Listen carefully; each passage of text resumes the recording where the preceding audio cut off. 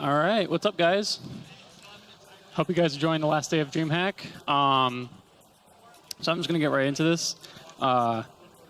It's been a long weekend for me, so let's hope this goes well. So right off the bat, we're gonna start off with an interesting glitch. We're gonna delete a file, and then timing starts when I hit yes. We're gonna delete a file, and then soft reset, and it's gonna kind of mess with the game a little bit, and it's going to skip the entire intro cutscene and do a little bit of extra nonsense that I'll get into in the game. But we're going to start on go in 3, 2, 1, go. All right, so this is Spyro 2 Season of Flame. So this is the second game of the handheld Spyro games. The first one being Season of Ice. What I did right there is I turn off the tutorials, which is basically just Sparks, which is our dragonfly that's invisible right now. It turns off tutorials, just him telling us how to play the game. I also turn off music. So turning off music actually reduces a lot of lag in a handful of stages. So we're not going to hear some of the songs. I might turn on some of the music in the levels. Just sort of good music. Yeah. The music is actually pretty decent in this game. It just causes a lot of lag. And also right now, I did a lot of stuff. So right now, Spark is invisible.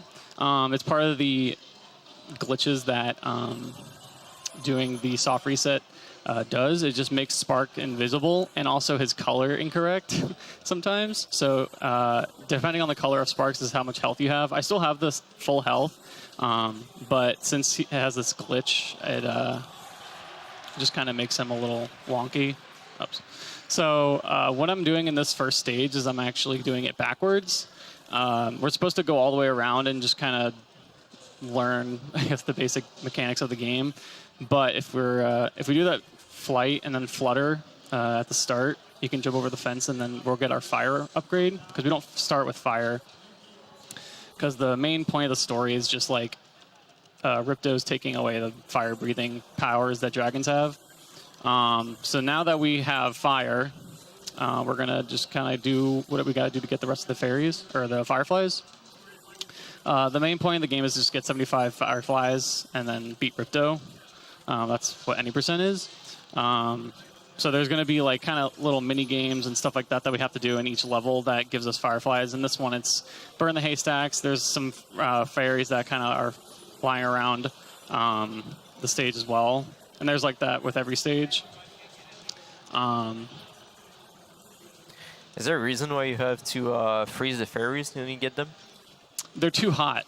Okay. Yeah, they're fireflies. So, I mean, they're pretty hot. Let's see if I can get this. Oh, I did not get it. Okay, that's fine. I'll just get a backup firefly. So I'm supposed to pick up that firefly and glide into the water at the same time. Another issue that the game has whenever you do the soft reset strat is that it does like an underflow live count, so you never game over, but we want to game over. It helps with a lot of hub world movement.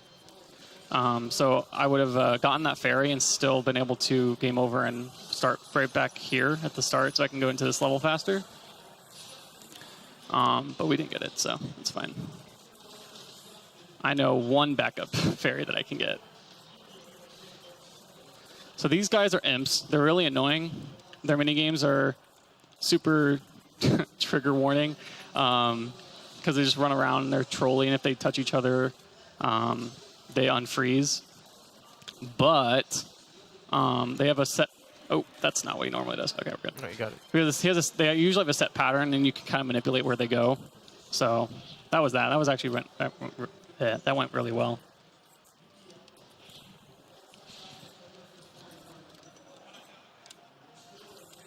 So we're just going to do some basic movement. There's a lot of not pixel perfect, but very, very tight jumps in this game. It's an isotopic type platformer. It's not exactly 2D, not exactly 3D. So a lot of jumps and tricks and flutters are a little just wonky looking. You'll think you'll be fine, and sometimes you aren't. So I'm going to play a little safe in some stages. Others, I might do some more interesting strats. Yeah, I feel it's hard to judge if you're like lending or not. Yeah. But it's a very cool run. I really enjoy it. I started running this game back in October is when I picked it up. I've been on like a few hiatuses of it, but it's a very fun and fast-paced game, and it's a lot different from the first Spyro season. And it's completely different from the PS2 and PlayStation versions of Spyro. So normally you can flutter out of a jump, but in this game you cannot. So if you're jumping, you're dedicated to that jump. Also, what I did right there is jumping and then pausing while I'm in the air and landing on the ferry. I'm just going to get this extra ferry right now. So I actually did this skip earlier. The way that this game works is you don't have to press a button to talk to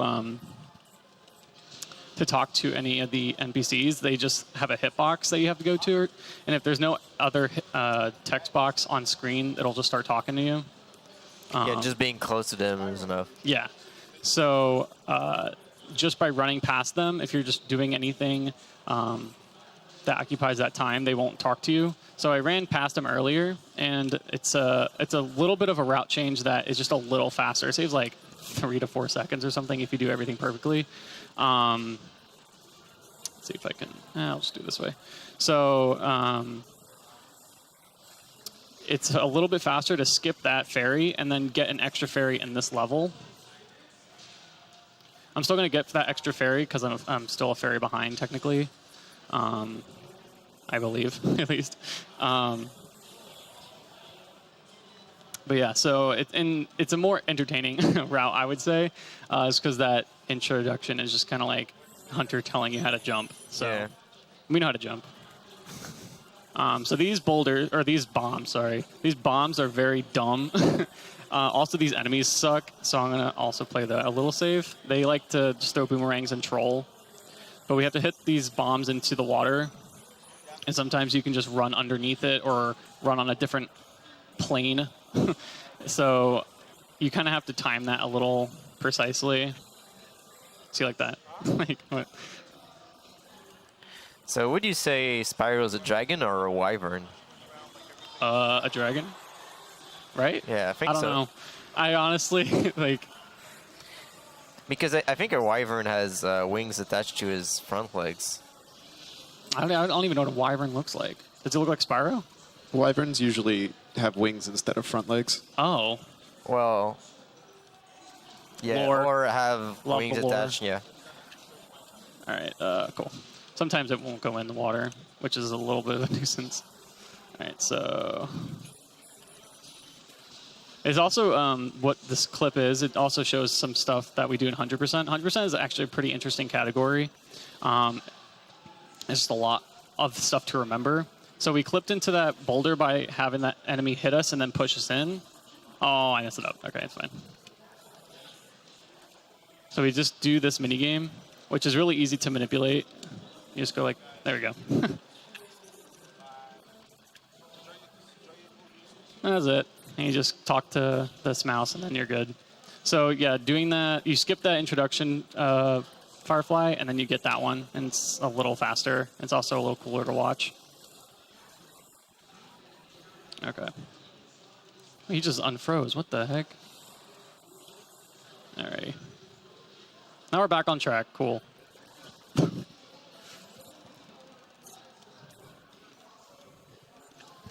Yo, Becky, what's up? What's up? What happened? Are you done yet? No. What? Whenever you see like the 7 out of 7 or 6 out of 6, there's an extra text box. So doing that, jumping into the ferry and then pausing is a little bit more faster. You save another text box worth of time. And also right there, I did a strat at the beginning. Actually, I don't. Did I get a ferry? Oh, I did. Dang. There's some strats where we will do some specific movement to not get gems, because the loading screen... It counts the gems you got in the level, right? Yeah, it counts the gems, and it makes it a little slower. So if you don't get any gems, it just loads almost right in. So it saves quite a bit of time. You do that in like a few stages. This being one of them, I just wasn't thinking of it at first because I had to get the other ferry. And I just got to say something about isometric games, man. They look so good. They do. I think this game looks amazing. It's also like GBA. the first Spyro game that I worked or I played on, and that's part of the reason why I started speedrunning the game. Really cool game. Oops. And it's also like completely different from any of the other games that I run. I run some pretty wonky games. This is almost all movement based. Very little RNG in it. Yeah, I mean, you run Brawl. Yeah. Okay, we're good. Those enemies don't die to fire or ice. You have to run into them in order to kill them. So they're a little tricky. And that elephant looked like straight out of Five Nights at Freddy's. That was a creepy elephant. I don't remember what their names are, but they have some pretty generic names in this. There's a fairy in the second level that we went to. His name is Kelvin. Like, there's like Zap and just really generic names. It's kind of entertaining, you know. Huh. What is the other one, like Coleman? Yeah, there's Coleman. There's I think there's a Frank. I think I don't really remember. There's a lot of fairies in the game that we don't talk to. Oh, whoops. That was an instance of a text box being in the way, so that Bianca wasn't talking to me, even though I was standing right in front of her. So that was all the levels that we go to in the first level, and now we're going to the boss. There's 3 bosses in the game, including the final boss. Each boss gives you a power-up after you beat them. So it's a Metroidvania. Yeah. So after Crush, you can break the boulders that I was ramming into in that 3rd stage. You'll be able to break them after this boss, and then the second boss, you gain an extra health point. Hold on 1 second. Okay, we should be good. Ooh. Dang. Okay, so you can get a 1 cycle here. It's a little tight. He'll start throwing ice balls at you if you're moving around and doing whatever. But if you're standing still, he'll jump at you. So it's ideal to make it so... Oh, okay. He shoots just enough ice balls to so that you can 1 cycle him, and then you hit him with the ice balls and ram into him fast enough so you can get all 3 of those ice balls in 1 cycle. It's a little tight, though. But that went fine. That's usually how my Crush fights go. A 2 and a 1. So here's another stage where we were maybe not good at jumping. There we go. So in the hub world, you don't actually die when you hit the water. It just like shoots you back up. Pushes you back, yeah. Yeah. Fair enough. They didn't want to be too mean. Okay. Okay, dokie. There we go. We're just gonna fly around. Save some time. Yeah. So instead of just running all the way up on the up top, we go down here because we have to 1 light the pumpkin. And 2, it's just a little faster anyway. Might as well. Yeah. So I did a certain jump over the water back there so that I didn't hit the ferry. Hitting that ferry is basically like a checkpoint. They're actually like the collectibles that were in the Season of Ice. They're now checkpoints. So not hitting him makes it so I would either go back to the start of the level, or if I'm in a minigame, I start back at the level if I die. This is a precise jump. 1 second. Dang it. Okay. So in this minigame, you're supposed to do a whole bunch of platforming on small platforms with enemies, and it's annoying. But the trigger for the end of the minigame extends to the water. So if we can... There we go. So nice. If we can get that spacing just right, we don't have to do all that movement. You just fly over there. Okay, chills. So that's why we don't get that ferry, because if we did get the checkpoint, it would have started us back up at where that ferry was instead of just in that minigame. Oh, yeah. And we'll do that a few more times. This is Yorick. He's a very talkative skull that doesn't like it when you go slow. So if you take too much time, especially if you're just kind of like standing there, he'll just be like, hey, hurry the heck up. So as long as you're running most of the time, which you should be, you're good. He won't say anything. He's like, okay, fine, you ate. Yeah. So the door transition trigger is right in the middle because I just noticed you went on the edge and it didn't transition. Yeah, right it's, yeah. You can actually like kind of go on top of the door. It's really weird. It didn't happen in Temple of Dune, but sometimes if you hit boulders and they don't go in the water, they'll look like they're like kind of on the ceiling of like pillars or something. It looks really weird. It's just part of the isotopic gameplay, though. It's funny. But yeah, like doors don't necessarily work the same way. You can enter a door from the back of it, but going into it, it's really weird. You'll see that like later on in the run. So right there, we did another gem skip.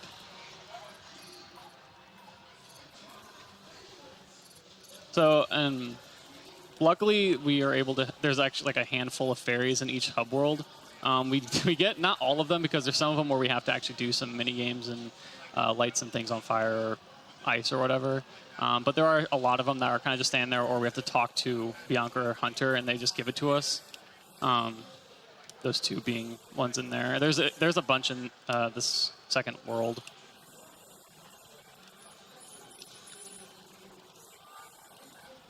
All right. But this second world has a lot of really difficult stages. The last stage is actually like probably the easiest level in the game because we already have a lot of fairies at the point. So we only have to get a handful of fairies by the last level. But most of our fairies come from this second world. And they're all just really difficult worlds. Especially like there is no saving if like you go in the water. You just die. Oop. All right. World 2, which you're in right now, right? Yes, yeah, Okay. sorry. There's Starry, or Sunny Plains, which is the first one, Celestial Plains, and then Starry Plains, I believe is what it's called. Really original names created by the dev team.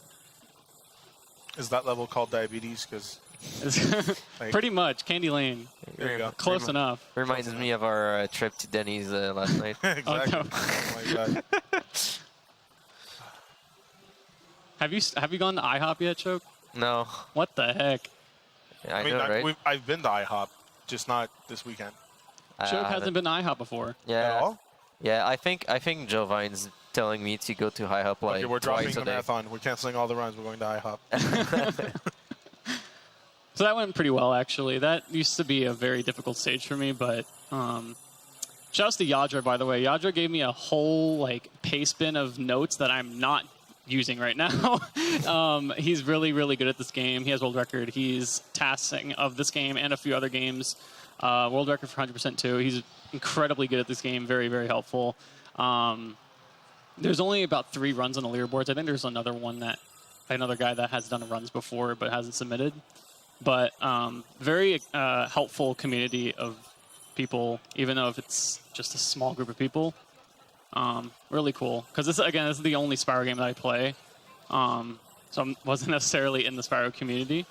But super, super nice guys. Well, you know what we say back home, Ducky, right?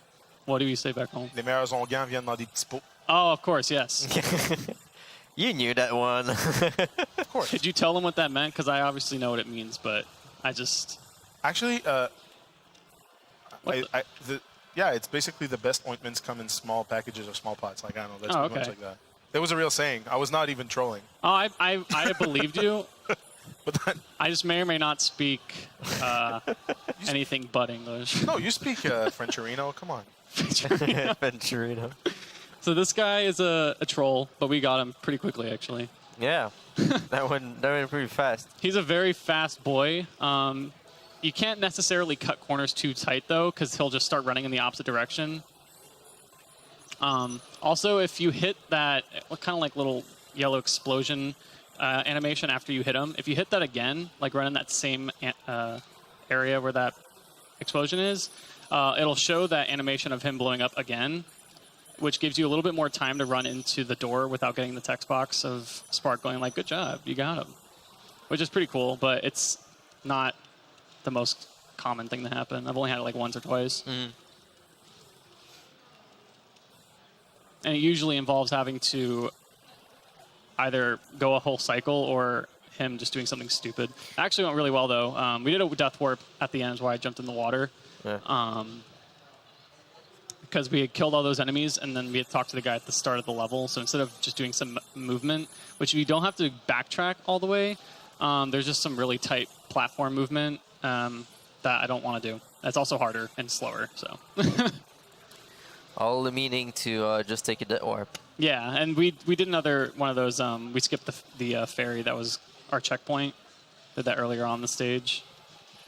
There's a lot that happens in the run that's kind of hard to talk about. I've also going really fast. Yeah, I've also never done this run in a marathon, so this is pretty. It's pretty cool to be able to do this. It's a very fun game for me. So this Winter Mesa. This can be either a really easy stage or a really just troll-tastic stage. The snowmen are just awful. If you've ever seen Jack Frost, the horror movie, not the kids movie, you know what I'm talking about. Like those snowmen remind me of that. Yeah, they're really mean. All right, so this is. All right, there we go. So those guys, they shoot just like a beam of ice, basically. Sometimes they'll shoot it when they're supposed to, like when you're actually in their eyesight. And sometimes they'll just shoot you because they feel like it. I'm actually going to try and make the cycle. I think I can. That's going to be close. Nope. Oh, I did you it. got it. Oh my god. Okay, so that's all I needed that for. There's one more candle, but I can't get it in that time, so that's ideal. I almost died right there.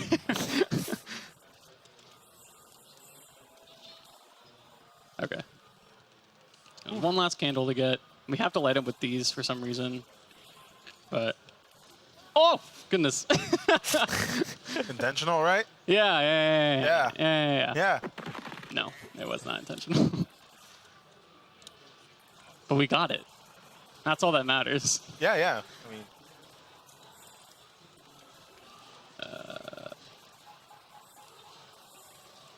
if there's any donations, you can read them now. There isn't necessarily a lot of downtime in this game, but since I did that. There isn't right now, but I will take this time to talk about. We're currently taking donations for One Up on Cancer, a gamer focus. Actually, G-Virus, do you want to explain it? You're probably better at that than I am. yeah, actually, hold on. Let me do something. I'm going to do a thing. So actually, I just realized that I didn't hit a checkpoint. Whenever you don't hit a checkpoint, you have to re-hit all these candles. It's the same way with a lot of other things in the game. Like the tumbleweeds that we were burning in one of the first levels. If you don't hit a checkpoint, it doesn't save any of your progress. It saved my Christmas trees, but not anything else. So we're just going to have to redo this. Okay. That was the last torch, I believe. That's what I imagined Spark talking like. That's your Spark impersonation? Yeah. That was the last torch, I believe. That was pretty good. That sounds pretty accurate to what he would sound like. I actually don't know if he has a voice actor or not. GBA, probably not. Yeah, in GBA, he's just like, A lot of the voice acting for this game is just, just different pitches. Yeah, it sounds. It's like in Charlie Brown. Yeah. The adults speak trumpet. Yeah. So that was the last stage in this level. I'm actually gonna get this really quick, just in case. By the way, as Jovine was going to say, basically, One Up for Cancer is a gaming community-based nonprofit organization dedicated to direct financial assistance for adults in the United States undergoing cancer treatment. And so basically, if you're an adult in the U.S. and you have cancer treatment bills, they want to help. And they can, they through events and fundraisers like that, that's how basically they go around all kinds of events and they raise money that go directly towards financing those cancer treatment bills. And like Chris said, it's all volunteer work. He actually quit his regular, Chris is the founder of One Up on Cancer, and he quit his 9-to-5 job to basically get a job that he could work remotely in order to be able to support One Up on Cancer full time. So they're very dedicated and passionate people, and it's a great cause. So donate generously. We're almost at the $2,500 mark, which was our initial goal. And who knows, maybe we'll have some bonus incentives popping up once we reach 2,500. So keep it coming. And at 2,500, we're throwing in an SNES and the cartridge raffle for the Invictus cartridge. Every $25 donation gives you a chance to enter the raffle, or more. But pro tip, if you want to donate 100, let's say, donate 25 4 times, you get four Yeah, and you get four comments too. What a steal. Exactly. 4 comments as well. So, and I'm lazy. I'm not going to split your donations. So please donate 4 times. So that boss fight actually has not a lot of RNG in it. There's just a little bit of RNG depending on if he shoots 1 or 2 rockets and where they go. So I was running around him because the rockets follow you. And if the rockets hit him after he shoots it, they fall to the ground, then I pick it up and shoot him. That went really well, so that's good. This world introduces lightning breath, I guess. We don't use it in this run, but it's kind of cool looking. You're kind of cool looking. Thank you. So we only went in there for 3 fairies. All the stages in this last world just lag a stupid amount of time with music on. Having the music off saves a crap ton. Most of the time that we save without music on is in the last world. There's actually a glitch that you can do to turn the music off in this level particularly because it's just so bad. But we just have it off anyway, so it's fine.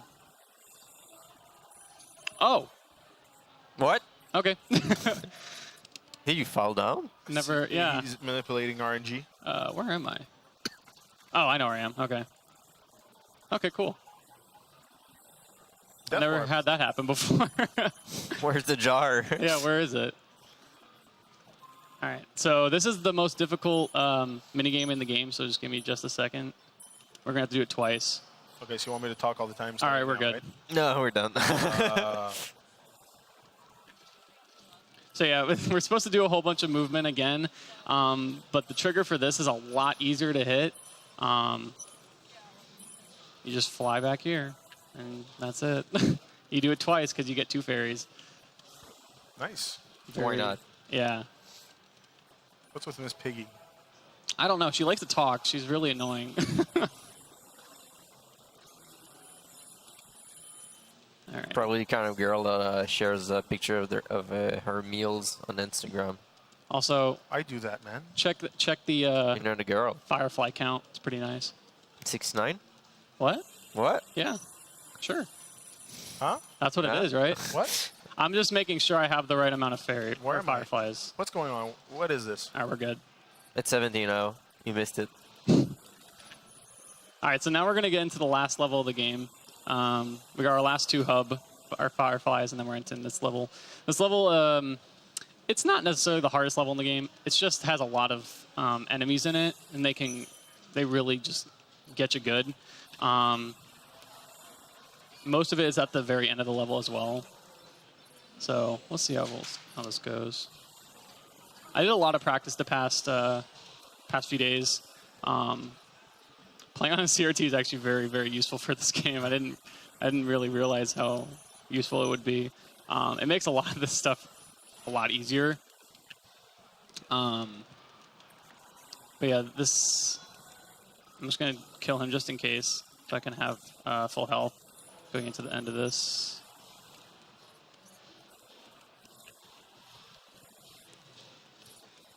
These rolling enemies, they only hit you. They don't, like, even if they're in their animation of rolling, they won't hit you if you're running at them. So, okay. This is part of the reason why this sucks. All right. All right. So I like to go here last. It's more optimal to go here before that last firefly with the skull candle, but I get hit there a lot, so I like to go there last. And that's all the fireflies. So now we're going to go do the final boss. All right. 75 high? Hi. Hoi. Hoi, hoi, hoi, hoi. So I got hit quite a bit of times, but luckily there's enough sheep in this level that I can heal with. I need to be at least like maybe with one hit I can go in there at the most, or at the least. It's ideal to go in there with full health just in case, because there's a pretty pretty cool strat for this boss that just cuts the amount of time, like not even in half, like almost all of it off. This boss would take normally probably 3 minutes or something like that, but we're gonna do a little bit of a cheatsy doodle. A cheatsy doodle? Yeah. So we're gonna jump and then pause, and then we'll be inside this his cards, and then we can just hit him all 3 times there. We're supposed to wait and have all the elemental breaths come in to the level, and then hit him with it, and it's just a whole shebang. But we can just clip into the barrier. So time is when the credits start rolling. I'll say time when I get this hand, and time. Yeah. Yeah. All right. Almost up 30. Almost. A lot of mistakes in that run, but Still good job, man. yeah. Oh, Pierre Tardif. Yes. That's a very French name. Yeah. So I want to give a quick shout out to NoReset guys. They have let me work with them in the past few NoResets, and I really appreciate them letting me kind of do what I love to do. Also, shout out to my roommates. I've had a really long weekend. This whole charity, One Up on Cancer, means a whole lot more to me now. I just had a dog that I had to be put down because of cancer. That's what I've been dealing with this weekend. So this is a lot, and it just means a lot more to me, and I really needed to do this run. So thank you guys very much for letting me do what I love to do, and hopefully we get more donations and hit that 2,500 and beyond. But yeah, thank you guys very much. I hope you guys enjoy the rest of Dreamhack and the rest of the marathon. Yeah, man. Thanks for doing your run. No problem. That's awesome. Thanks for being here with us, man, and thanks for all the help you give us throughout all the events. And honestly, no one would have held it against you. Yeah. You wouldn't have made it, and you're still here, and we're super grateful. And we got your back, man. Thanks, man. If there's anything. Okay, but I'm good to go, and I don't remember. I think Mega Man Block's next, right? Is it the X block coming up? I think so. That's gonna be hype. So too. So tune into Mega Man. All the runs the rest of this marathon are super, super awesome. So stay tuned. Yeah, Mega Man X4, X5, and X6 coming up next. With the X block, we're gonna have Ultra Uberness doing X4, followed by 8-Bit is Great, who's gonna do X5 and X6 back to back.